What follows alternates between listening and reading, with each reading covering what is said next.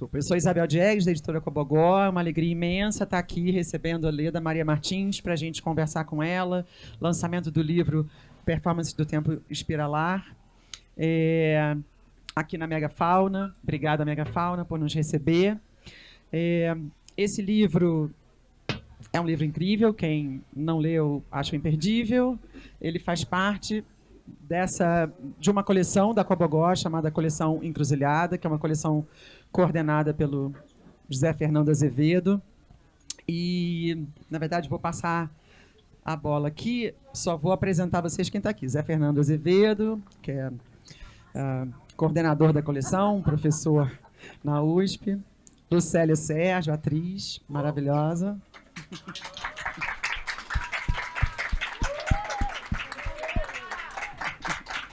Grace Passou, diretora, atriz, dramaturga, autora da Cobogó, para minha sorte. Dione Carlos.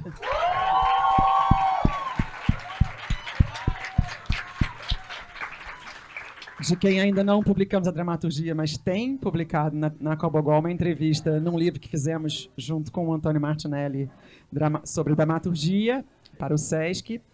E Leda Maria Martins.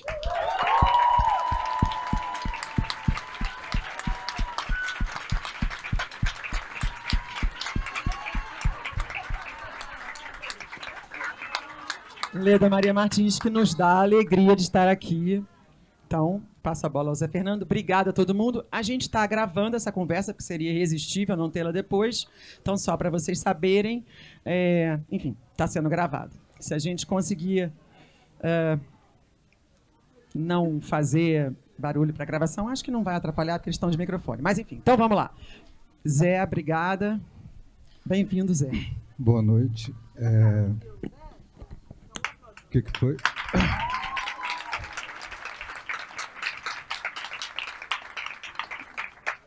Bom, boa noite. A gente definiu uma ordem aqui para iniciar essa conversa. E antes de seguir nessa ordem, eu queria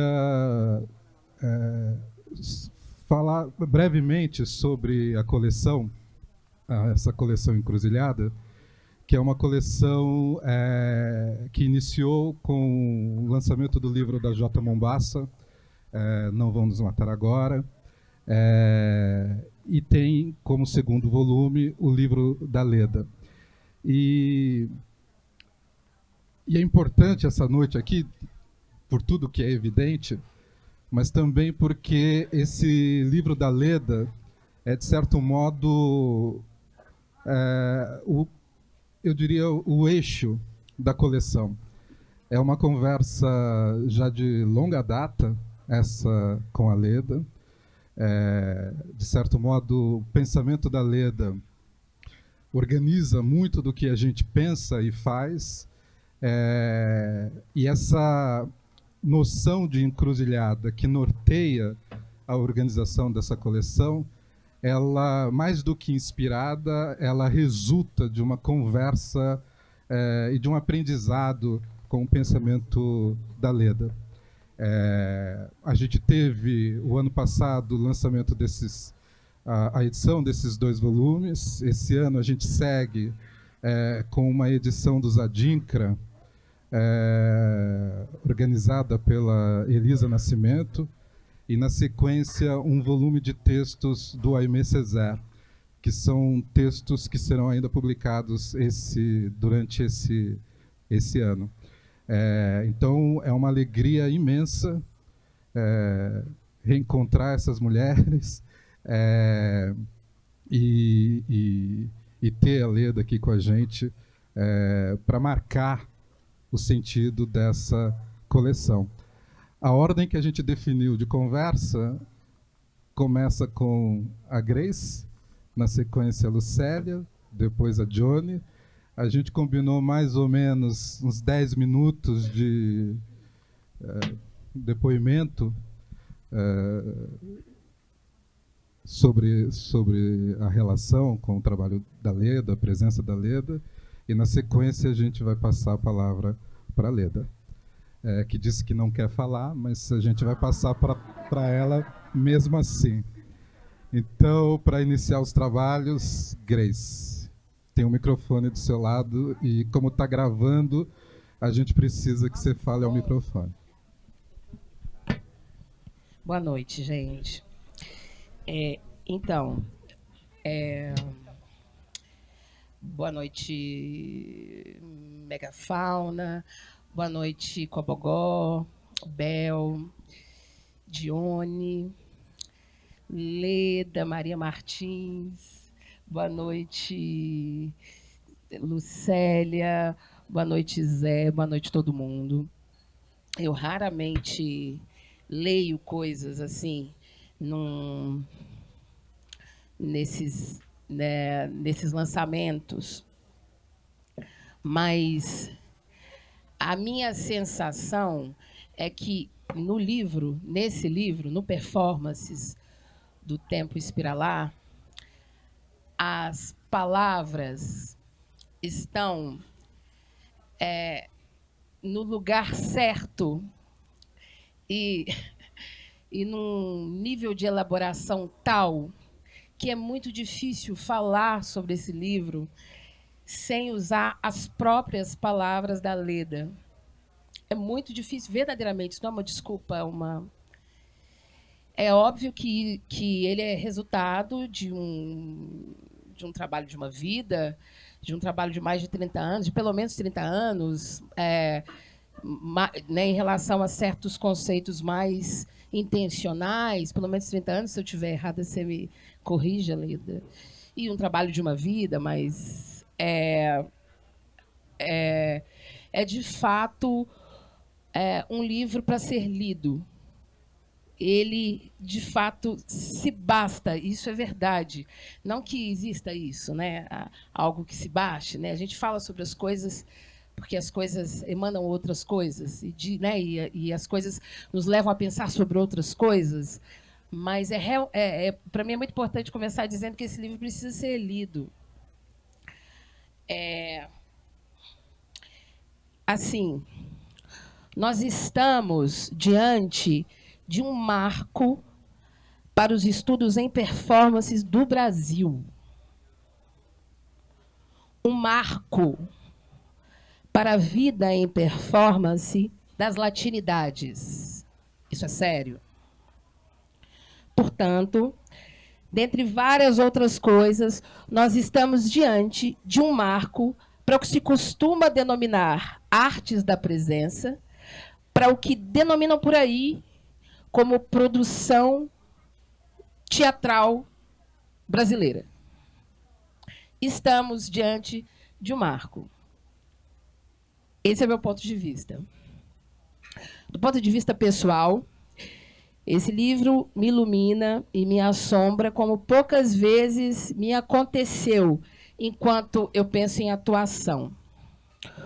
Ouvir sobre performances como transcriação dos saberes ancestrais. Isso é sério. Ouvir sobre a festa, o rito, a cerimônia, a manifestação como encruzilhadas que restituem a concepção de ancestralidade. Enfim, ouvir Leda, para mim, esse livro nos oferece um modo de nos relacionar com a história do teatro brasileiro. À medida em que sabemos que essa história começa e prossegue em reinados, em terreiros, espaços, teatros, edifícios, espaços de samba, onde sempre esteve ali a dimensão da teatralidade. Noção mais abrangente do que o histórico da palavra teatro neste país, ainda tão limitado, esse histórico, dá conta. Leda aborda a corporeidade negra como algo estruturante para a história que deve ser escrita. A história das teatralidades brasileiras, das teatralidades. Estruturante como essa negritude é, a nossa negritude é para a história deste país. Ao apresentar as noções de oralitura, por exemplo, ou as noções de corpo-tela, por exemplo, quem não leu, lerá, Leda redimensiona um componente básico dos campos multidisciplinares dos estudos em performance. A noção de presença. Performance do tempo espiralar redimensiona a noção de presença, gente. Esse conceito tão essencial para as nossas teatralidades. Ao apresentar as noções do corpo-tela, Leda descasca o grão da imagem, nos dá parâmetros para a gente se relacionar tanto com os nossos músculos, ares, respirações, quanto com a nossa ética cultural em simultaneidade. Ela fala de síncope, é inacreditável isso, suas tônicas deslizantes. Ela nos obriga a lidar com ideias fundamentais do som e do silêncio, por exemplo. Aliás, ela não nos obriga. Existe em performance do tempo espiralar um modo de se relacionar com a noção do conceito. Com o conceito. Um modo de se relacionar com o conceito, em como o conceito se dá. Os conceitos ali são abertos aos acidentes das determinações, sem a arrogância dos sistemas que querem inaugurar índices de invenções. Não se querem como modelos, apresentam-se como referências, pelo menos é o que parece, Leda, aí é com você. Eu não acho que isso se dá assim só por generosidade, não. Acho que é nítido, né, a generosidade da Leda também, mas, ao meu ver, parece uma intencionalidade, um modo de fazer com que a forma das palavras desse livro sejam coerentes com o que ele diz querer emanar, com o que ele emana. Possivelmente, inclusive, nossa, estou me estendendo, né? A magnitude de performances do tempo espiralar, performance do tempo espiralar, não está somente na fundação dos conceitos, também, mas, sobretudo, no ato de redimensioná-los como estruturas de linguagem, como estruturantes da noção de presença. Essa é uma das abordagens que existe ali. Antes, gente, era preciso intuir muitas noções de performance do tempo espiralar. Antes era preciso intuir muitas noções que performance do tempo espiralar hoje nos materializa. Muitas imagens antes pareciam imóveis, antes pareciam em silêncio. A gente tinha algumas intuições sobre elas. Eu não tenho dúvida que o silenciamento, em toda a sua dimensão, em toda a dimensão da sua crueldade, fez a negrura ouvir o silêncio, seus signos e significados mais profundos, com uma inteligência incrível. Obrigada, Leda, por encontrar, sabe-se lá, Nossa Senhora do Rosário, como palavras para o que antes parecia indizível, palavras para o que antes parecia indescritível. Muito obrigada.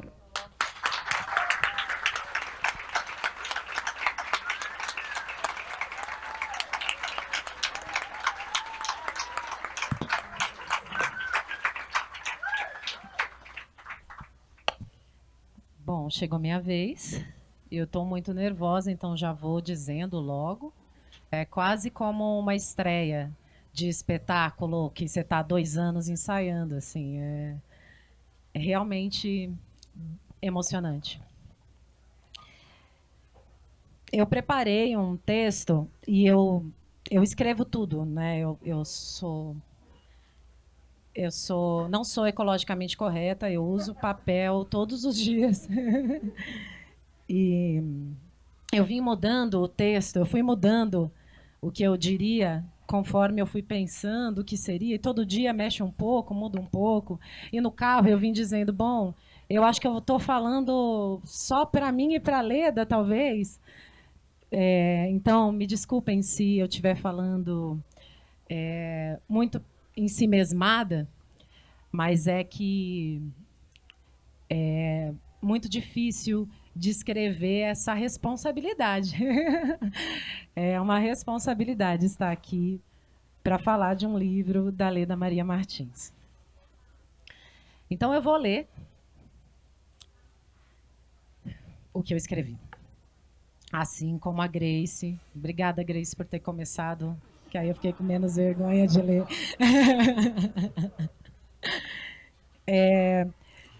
Bora lá. Não. Eu não fiz a mesma escola que Leda Maria Martins. Eu venho futuro movido para essa realidade na qual meu corpo performa num tempo espiralar. Aprendendo, rainha, com seu corpo tela, letra, canto e ensinamento. A rainha Leda me ensina os passos nela toda. Perdoe-me o pouco que sei, vossa excelência. Guiada por seus passos, a minha pesquisa tem ido para a rua, passando por encruzilhadas, descobrindo samba calunga no mesmo momento em que te leio, rainha. Olha a ancestralidade conspirando a meu favor. Aponta-se, então, uma nova direção. E eu, que ouço o teimar batucado das ideias, me questionando como levar seus ensinamentos para minha sala. Lá, eu ensaio um novo salto, daqueles de piruetas no ar ou pernas para cima. Eu que tenho tanto a aprender contigo. Salto, inspirada em seu poema livro Graça. É uma graça. Que seja bendita, eu bendigo, da minha singela posição iniciática.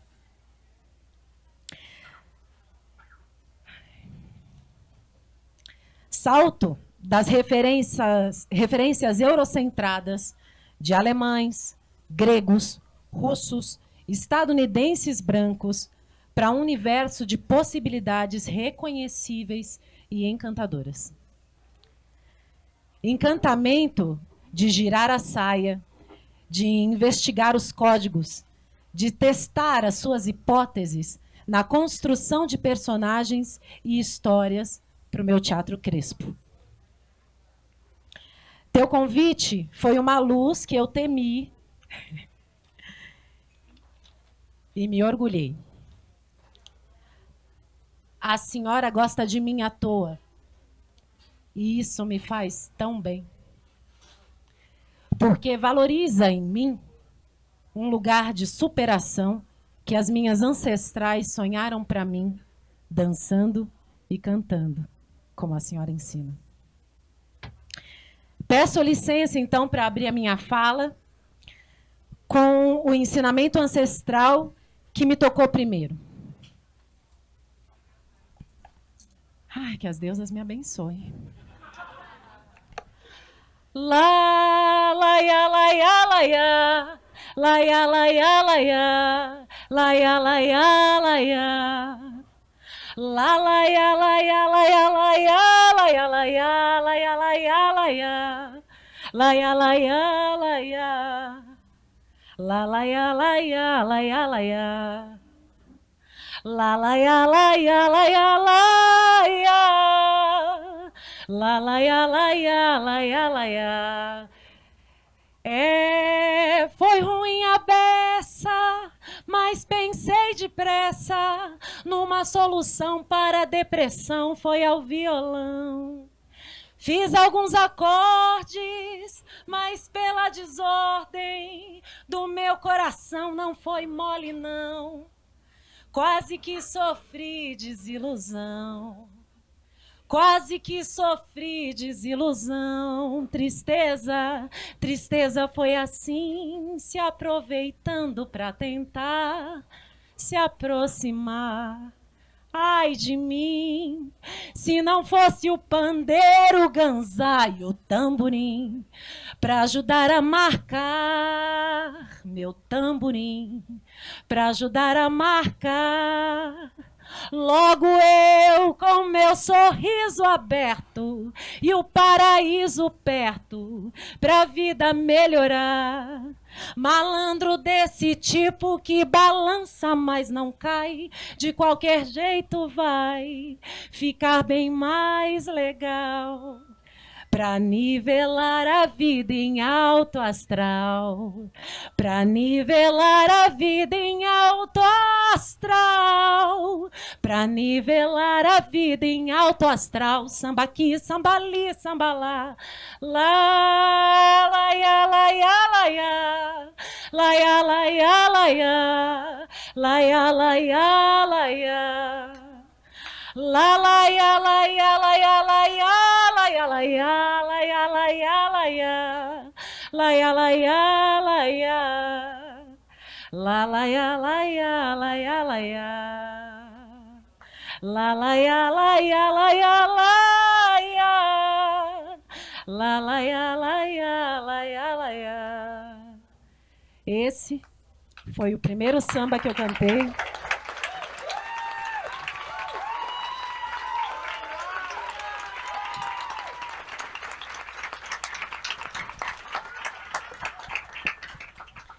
Apesar de não cantar, esse foi o primeiro samba que eu cantei e também foi a minha primeira apresentação performática, aos 4 anos de idade, numa roda de samba na Praia Grande em que eu nasci.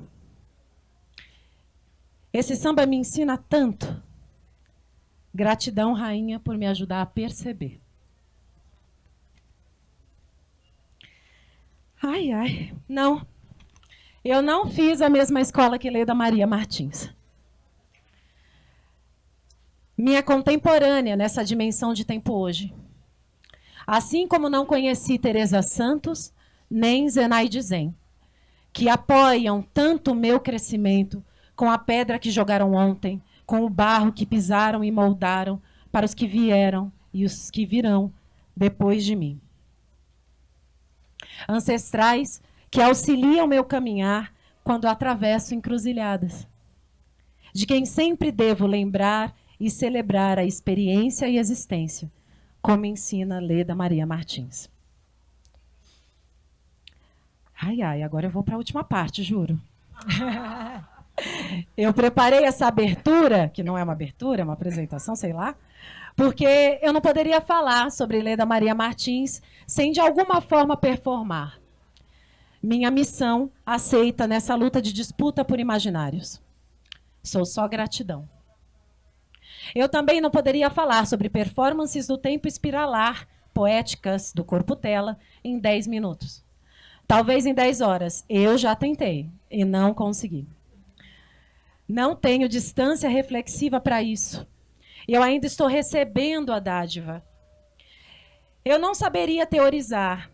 Não li nem metade das suas referências, nem o quanto eu deveria. Sempre sonhei em ser só atriz.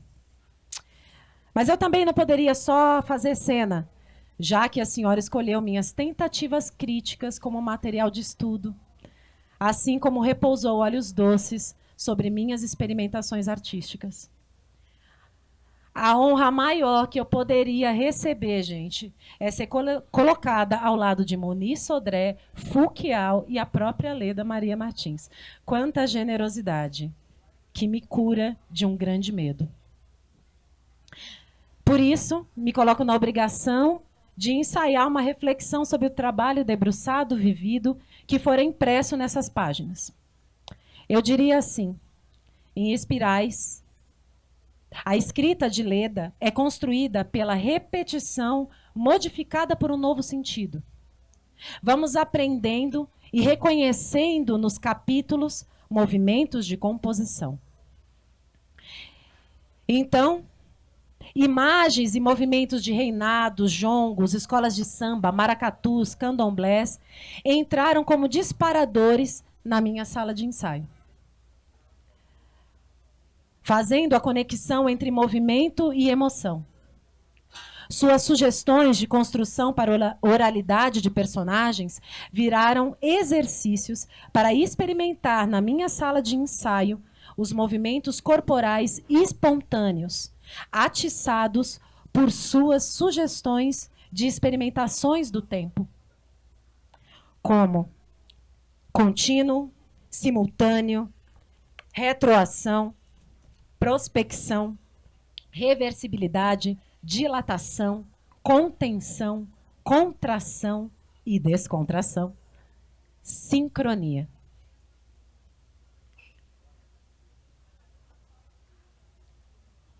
Na sala de ensaio, essas palavras buscaram reinaugurar na corpa de atrizes e atores um gesto instaurador para potencializar essa conexão entre nós e os nossos ancestrais.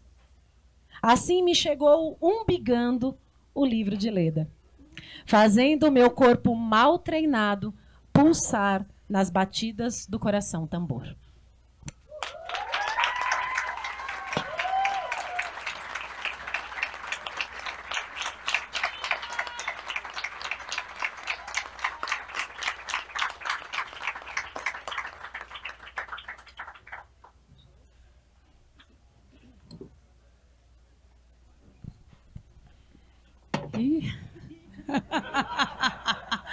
Tô sem apoio aqui, tô na emoção aqui hoje. Mão gelada, sempre a mão gelada, você me deixa assim. Eu vim para cá pensando no tempo como um Deus maravilhoso, um Deus que atende os pedidos de quem sabe louvá-lo. Sem dúvida nenhuma, você é uma dessas pessoas que soube louvar o tempo, que sabe louvar o tempo e que nos ensina a amar o tempo. O tempo como Deus, como realmente um poder imenso. A gente precisa trabalhar a favor do tempo, né? Para que ele trabalhe pela gente. Vim pensando que o passado é agora, que o presente é agora, que o futuro é agora. E que esse livro, sim, é marco, é graça, e ele é ponto firmado. Gostei do Um é muito bom. Um é maravilhoso, né? É o ponto firmado. E esse livro é uma convocação. Ou a gente está fora da narrativa, ou a gente é convocado para a guerra o tempo inteiro. A sensação que eu tenho é que esse livro nos convoca para a vida. É uma convocação de vida, de criação, de refazimento. E mais do que isso, penso em ancestralidade, sim, como um lugar que nos faz entender que a gente não está sozinho, não estamos mais sozinhas. Temos hoje um lugar para beber de uma água que, de fato, vai nos alimentar, porque a gente consegue ver o nosso reflexo nesta água límpida. Por muito tempo a gente lia e não se via. Lia e não se via, se diminuía e não conseguia, às vezes, até criar, por uma questão de bloqueio, né? Ou achava incipiente o que a gente fazia.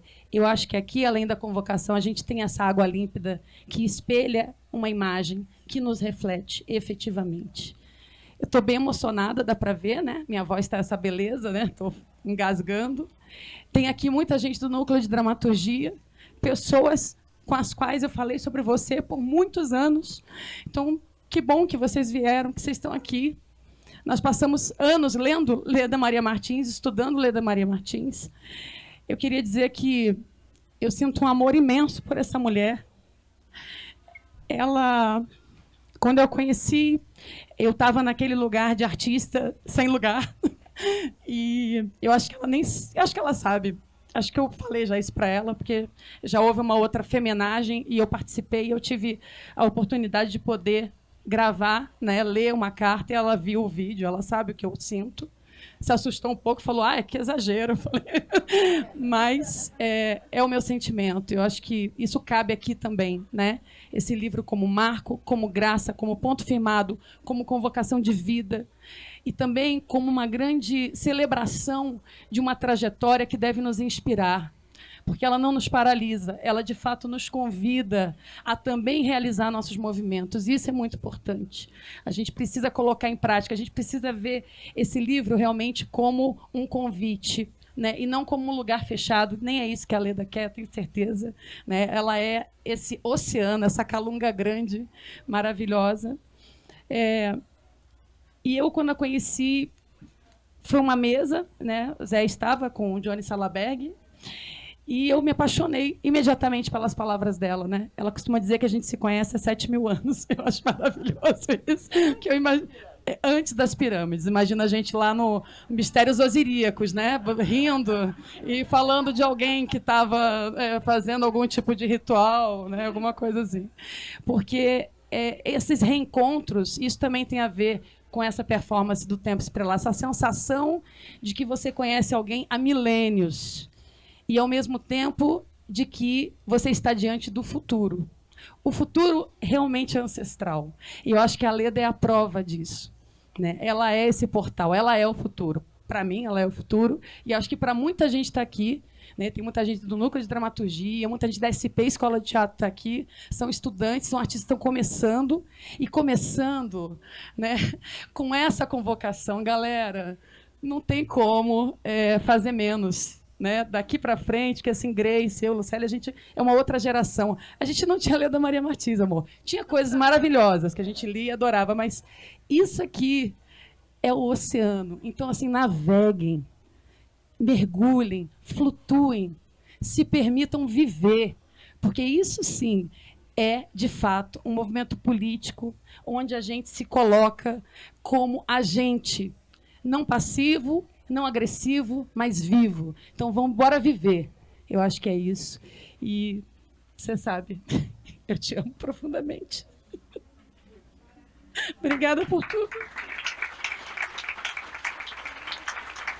Só para encerrar, eu vou cantar um ponto, sim, que eu não ia cantar, mas eu vou cantar, porque falaram para eu cantar. Eu cresci num terreiro e o caboclo da minha mãe cantava um ponto que eu acho que tem a ver com esse momento, que ele dizia o seguinte: eu venho para esta aldeia, eu venho para esta aldeia, aqui tenho mãe, eu tenho irmãs, ai, ai, ai, eu não estou só. Ai, ai, ai, eu não estou só. Não estamos sós. Tem muita gente aqui hoje.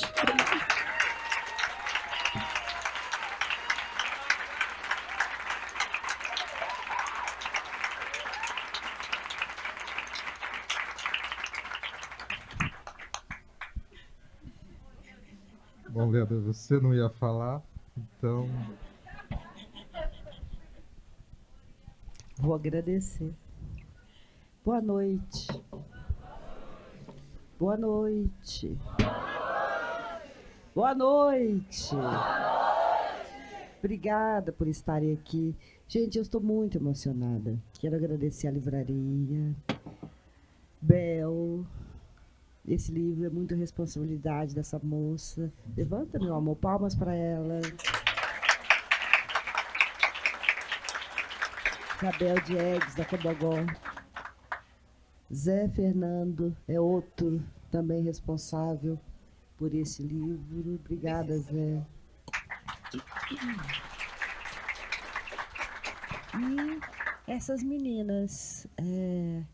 Aliás, é incrível, porque os 4 integram o livro, né? Agora que eu percebi, na hora que ela mencionou, né, Lucélia mencionou, mas vocês integram o livro como artistas, como criadores, como pensadoras e pensadores, né? Isso aqui é importante. Vocês, na verdade, e eu diria que o tempo, esse livro em particular, ele vocês usaram o termo celebração, talvez seja, né? das artes negras.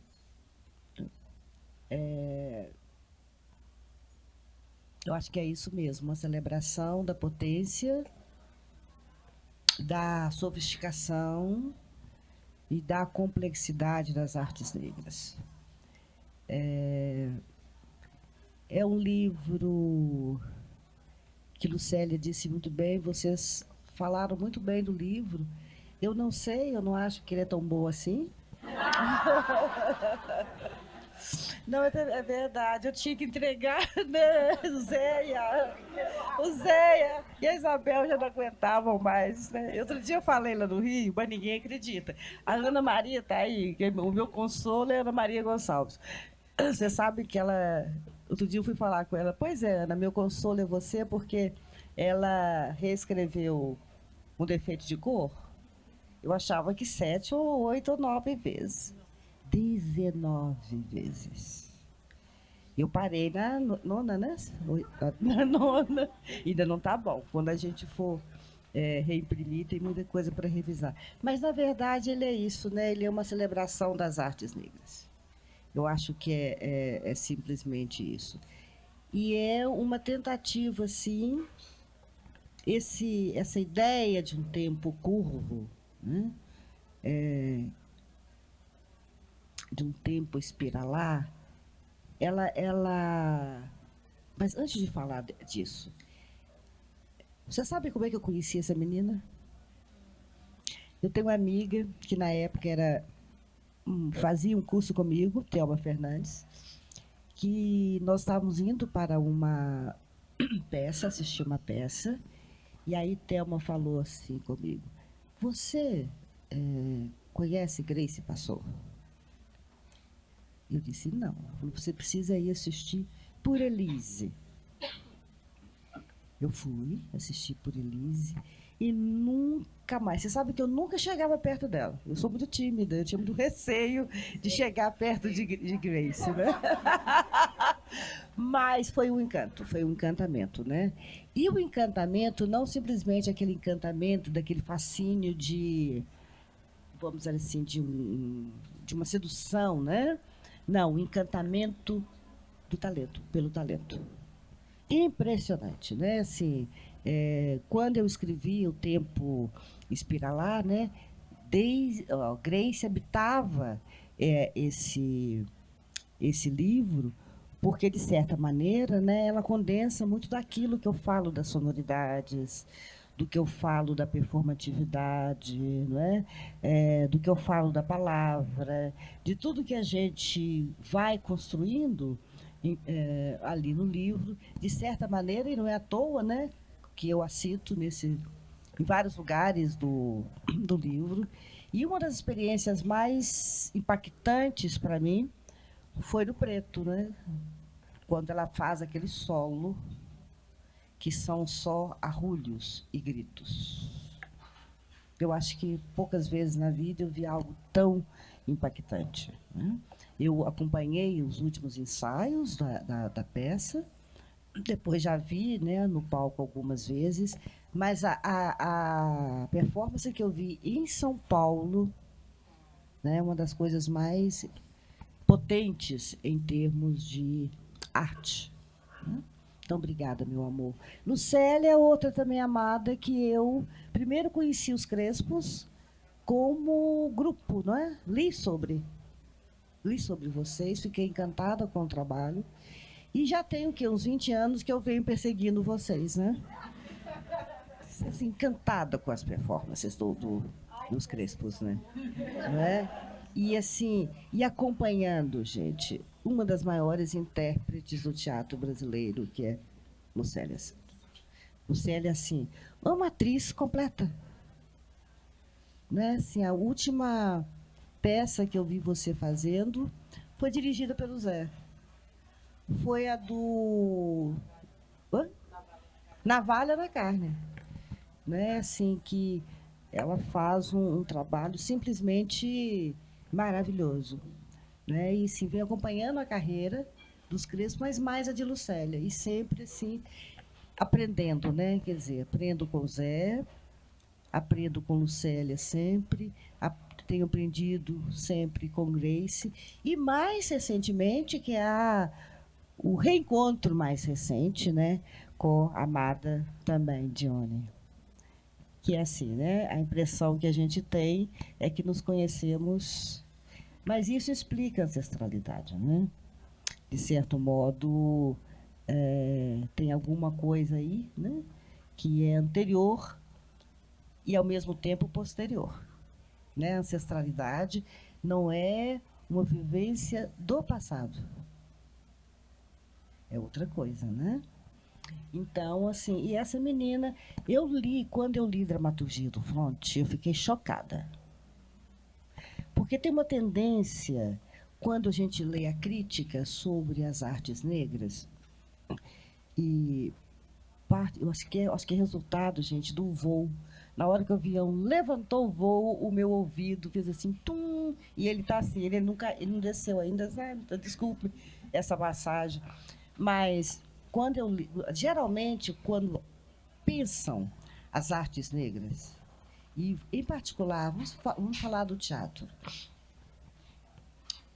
É muito interessante, e não é só o teatro, é a literatura, é a música, é a dança, é a filosofia, né? Quer dizer, a Europa faz filosofia, nós não, né? Mas olha só, quando abordam as artes negras em geral, mesmo quando reconhecem alguma insurgência, a insurgência ela é associada ao sociológico, né? É raro nós vermos a inflexão das insurgências negras e das artes negras relacionadas à potência de elaboração estética da linguagem, qualquer que seja a linguagem.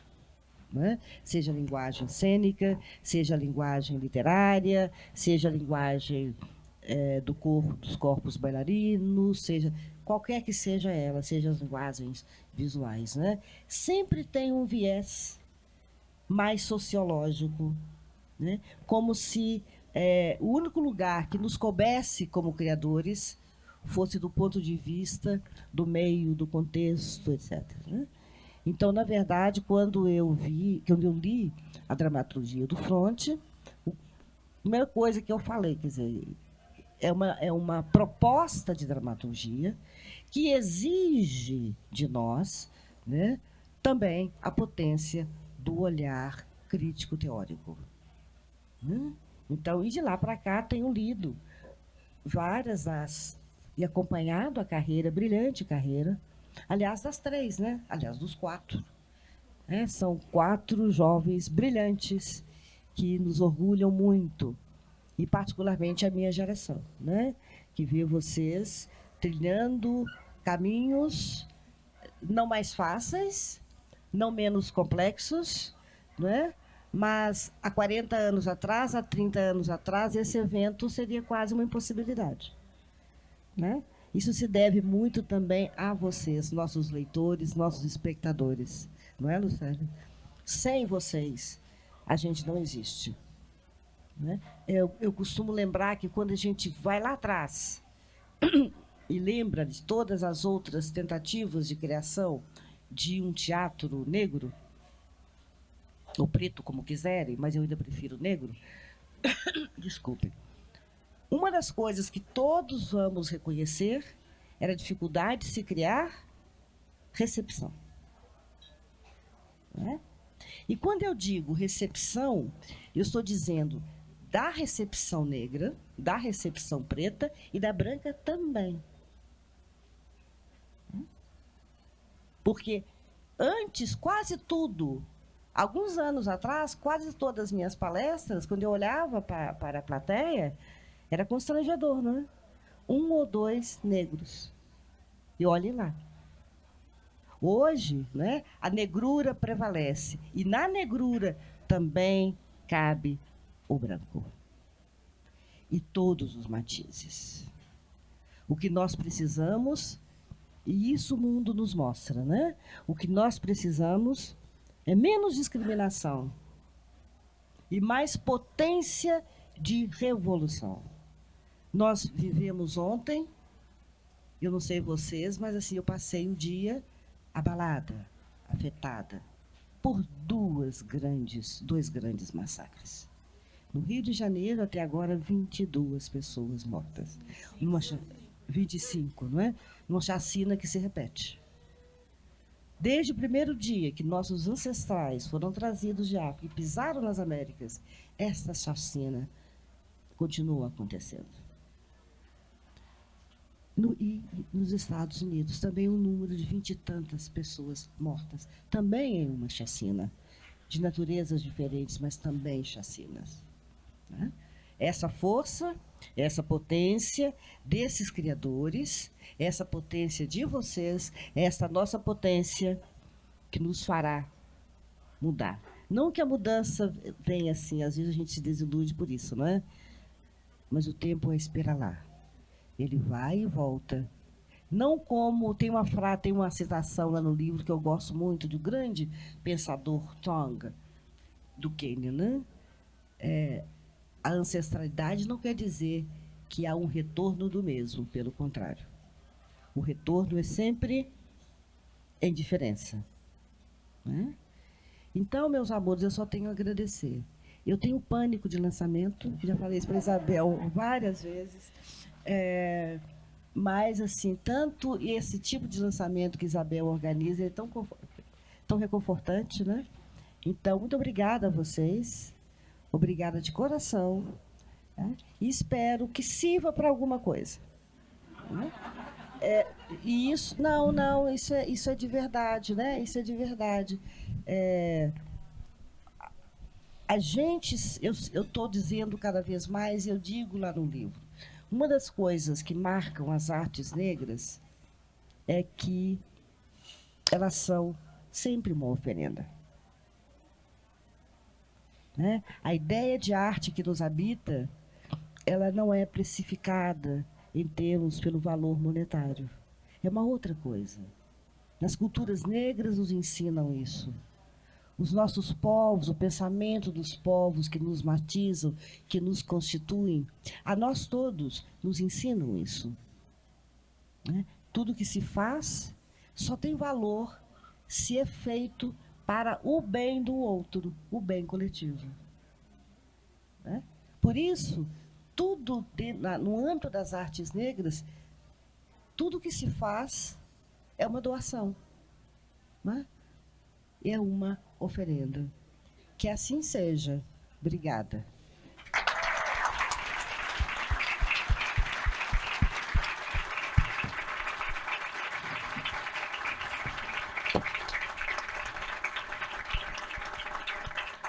Bom, a gente combinou que não haverá perguntas, porque a ideia é que vocês possam conversar pontualmente com a Leda na medida em que ela vá autografando os livros.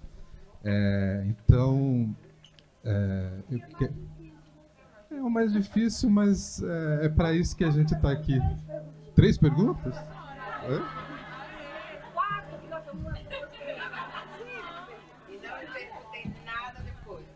Olha só. Chegou a chefe, vamos ver. A chefe. Chefe de nada. Só tentar arrumar um cadinho. A gente pode fazer, então, 3 perguntas, a pedido da Leda. O que a Leda pede que a gente não faz, né? Mas eu peço, não sei quem vai querer fazer pergunta, mas eu peço que seja rápido para que a gente possa ouvi-la. E aí, depois dessas 3, a gente se organiza aqui numa filinha para ela autografar os livros de quem quiser esse autor. Então, quem gostaria de fazer pergunta?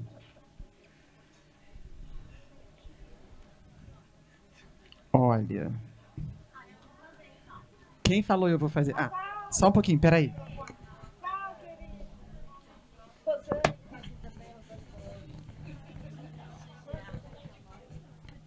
Vocês se incomodam de passar o microfone para ela? Está ali atrás, mais para trás. Obrigada. Hey, boa noite, todo mundo. Leda, você é sensacional. Eu te amo demais. Só isso, por enquanto. Mas eu quero fazer uma pergunta que tem a ver com várias coisas que você vem trazendo ao longo dos seus processos de escrita de livros, né? E que talvez aqui você tenha feito um resumo em 3 frases que eu vou separar. Primeiro, quando você fala de Grace, que você fala que você tem por ela e pelo aquilo que ela faz um fascínio que não é o da sedução. Depois, você fala do criar como uma recepção das coisas, mas, ao mesmo tempo, você vai dizer que a nossa criação não está dentro de insurgências sociais. E, para mim, essas 3 coisas elas estão muito ligadas. Fico pensando como é que... Porque quando você fala, me parecem coisas muito sólidas e separadas e muito concretas. Te lendo, eu falo, cara, isso como é que eu não pensei nisso antes? Mas acho que você trazer um pouco mais sobre esse tempo espiralar que você vem conversando há tanto tempo, talvez dê mais pistas sobre essas 3 conexões, que para mim são conexões, óbvio.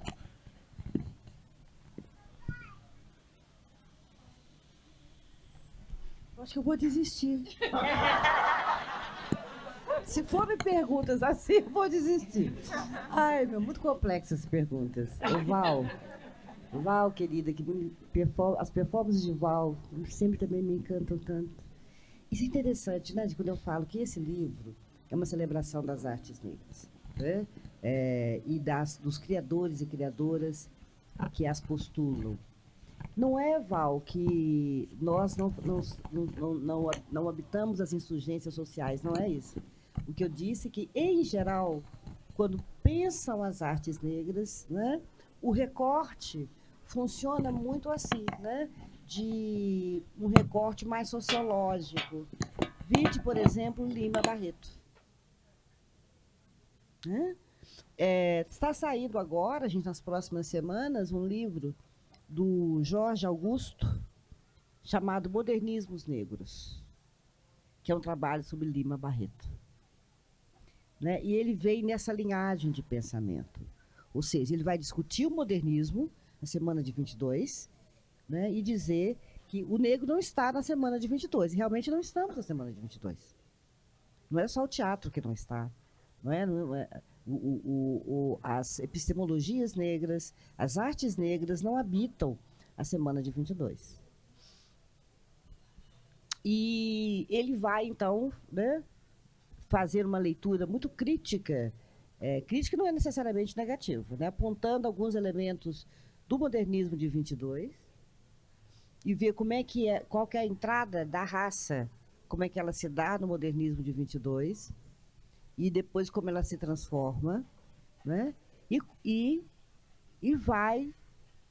A tese dele é que, na verdade, o modernismo brasileiro ele é antecedido por Lima Barreto. Não há como pensar em modernismo brasileiro sem pensar em Lima Barreto. Mas aí o que ele vai fazer?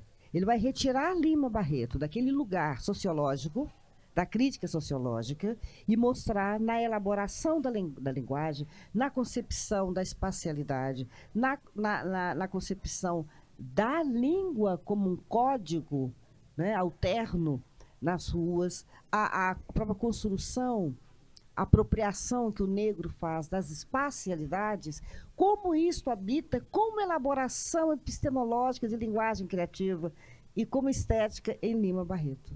É disso que eu estava falando, né? Quer dizer, ele vai retirar o Lima daquele lugar de construção sociológica para mostrar o escritor, né, que aciona, de fato, a literatura brasileira e incide sobre ela, e, segundo o Jorge, introduzindo, né, um outro tipo de modernismo, que ele vai chamar de modernismo negro. É um pouco nesse sentido. Agora, sobre o tempo espiralar, é interessante porque todo mundo, onde eu vou, me pede para falar do tempo espiralar. Mas isso tomaria horas. Não é, meu amor? No livro, né, Leda? Querida? Tem um trechinho que talvez eu leia. Eu não sei se eu vou conseguir localizar. Será que você localiza para mim, Lucélia? É quando eu falo do Mia Couto, do remorrer. Será que você consegue? O remorrer. Mas é interessante porque... vocês já leram A Varanda do Frangipane, do Miyakoto? Leio, que é fascinante, A Varanda do Frangipane. E um dos personagens é justamente o personagem que... 200 e... Ai, ó, que maravilha. Olha só que beleza, obrigada. Mas, quando eu falo do Chipoco, eu vou ler para vocês um trechinho, então. Só um minutinho.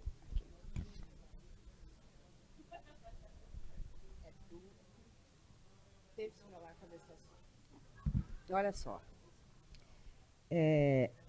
Em A Varanda do Frangipane, o Chipoco... E o que é o Chipoco? É o morto que não alcançou a dimensão de antepassado lembrado. Olha que coisa fascinante, né? Porque a gente fala, em geral, sobre ancestralidade simplesmente como se fosse isso, a lembrança do ancestral, né? A lembrança do antepassado. Então, o Chipoco, ele teve lá uma morte violenta, né? Ele não teve os ritos fúnebres que pudessem permitir a passagem dele para ancestral. Por quê? Porque ele não é lembrado. Né? Não é à toa que eu coloco o Miyakoto. Em toda a reflexão que eu venho fazendo há muitos anos, a memória tem um lugar muito especial, né? E o corpo como lugar de inscrição da memória, o corpo como lugar de inscrição dos saberes.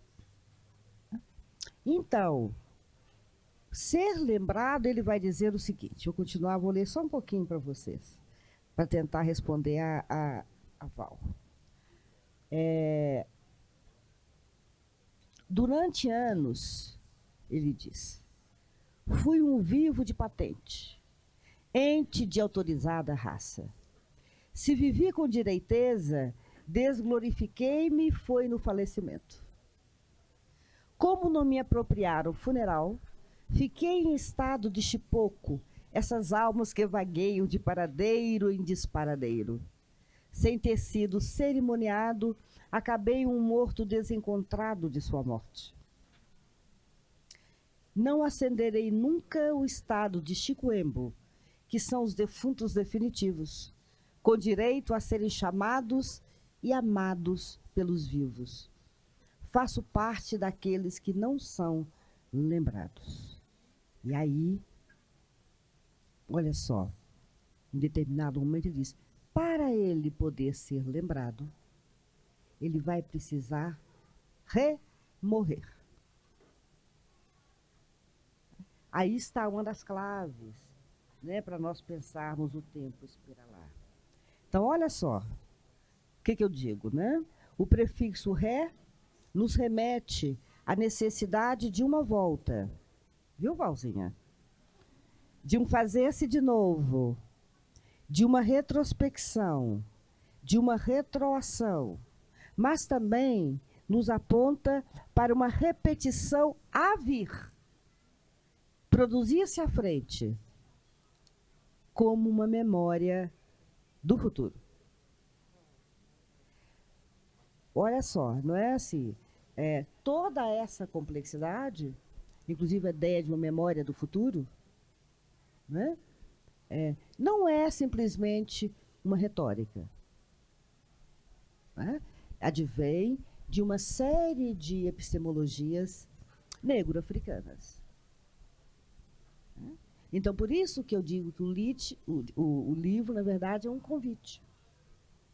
Né? Um convite ao adensamento, talvez, né? De um conhecimento, de alguma coisa que nos constitui, e muitas vezes a gente nem sabe que nos constitui.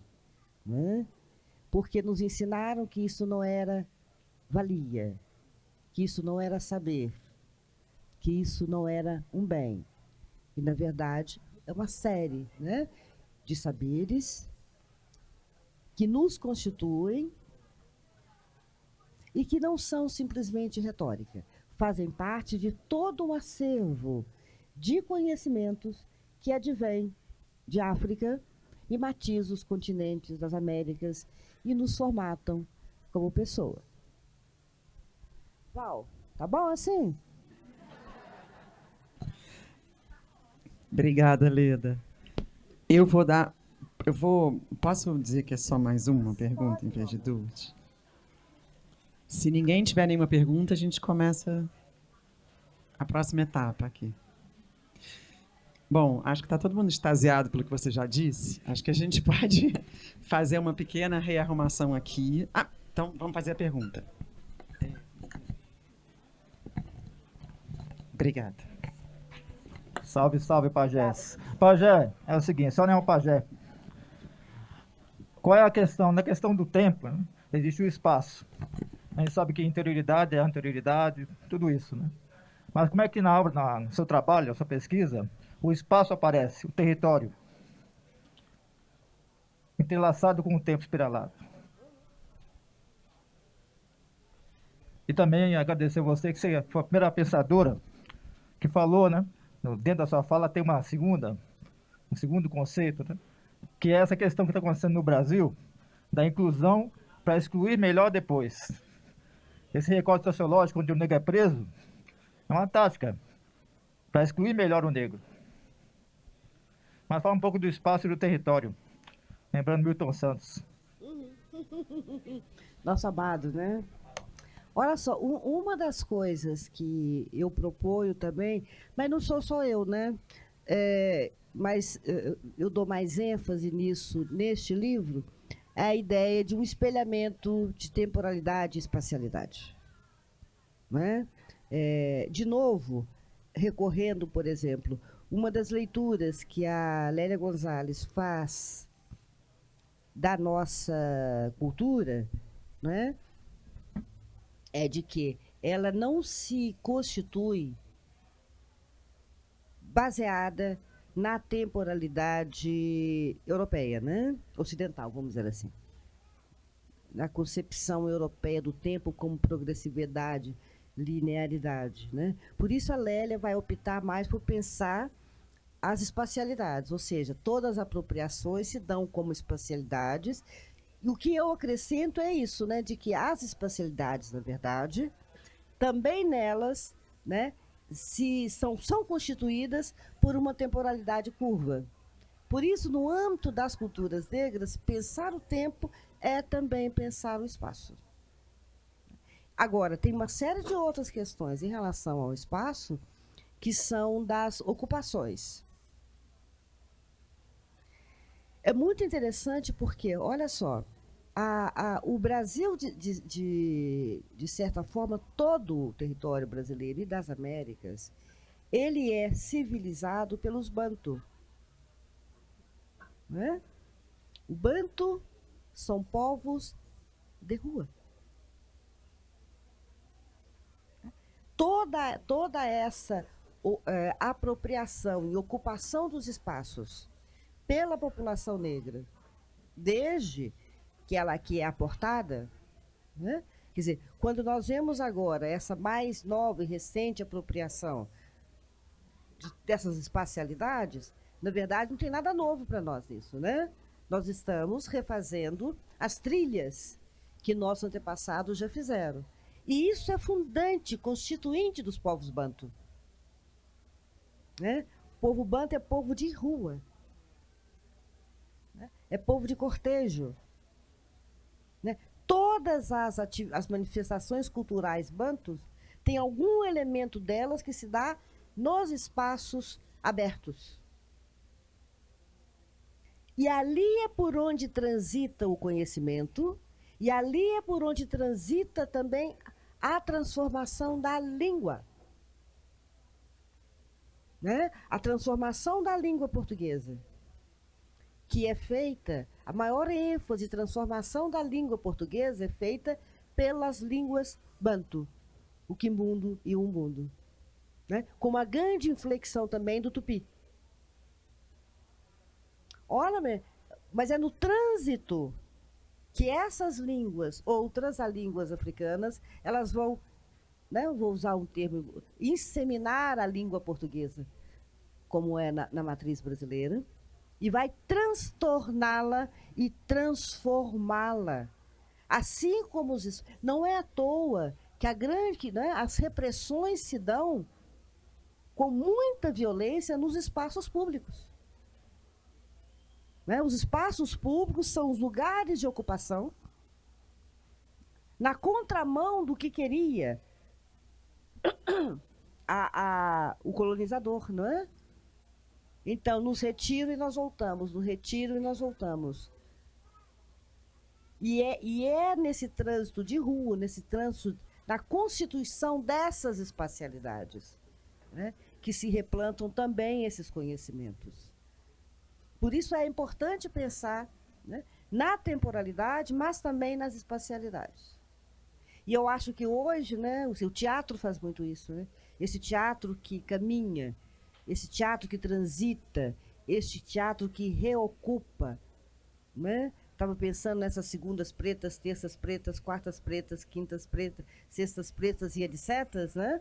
Que vão ocupando e transformando culturalmente as espacialidades, né? De certo modo, vão reconstituindo as espacialidades. E é muita coisa nas espacialidades. Por exemplo, aqui mesmo, né? O que a gente está tentando fazer aqui? Uma curva. É muito interessante pensar que o espaço também é curvo. Né? O espaço também, as espacialidades também se fazem em curvas. Isso é estrutura de pensamento, né? Da qual gera filosofia, modos de organização, modos de inflexão, de criação, etc, etc, etc. Obrigada. Obrigado, Leda. Agora encerramos, né? Alguém quiser algum rabisco? E o próprio corpo vira um quilombo móvel imanente. O corpo negro se torna um quilombo imanente imóvel, né? O Sodré fala do território corpo, né? É território corpo. O território corpo. Eu gosto de falar do corpo-território. Dá na Corpo, mesma, território né? imanente. É o quilombo Dá na móvel. mesma, Cada um né? de nós é um Exato. quilombo móvel. Vários tipos de aquilombamentos, né? Mas é bom pensar, né? Eu acho que é bom pensar, eu sempre gosto de pensar de duas maneiras o quilombo. O quilombo historicamente datado, que são vários, né? A gente conhece muito o quilombo de Palmares, mas não é o único, né? É o mais conhecido, mas como formas, inclusive, de resistência e de restituição de modos de organização. Né? E há um uso mais novo da palavra quilombo com uma outra perspectiva, né? Ainda que nos remeta aos quilombos históricos, é a mesma coisa da diáspora. Né? A gente sempre tem que voltar para que um dos processos, muitas vezes, de apagamento se dá pela linguagem. Então, é sempre importante, ao pensar quilombo, né, desde os quilombos históricos até os quilombos contemporâneos nossos, né? Ou seja, quilombo não é só uma palavra, é um pensamento. Né? Por isso que escapou agora, né? Pensar quilombo.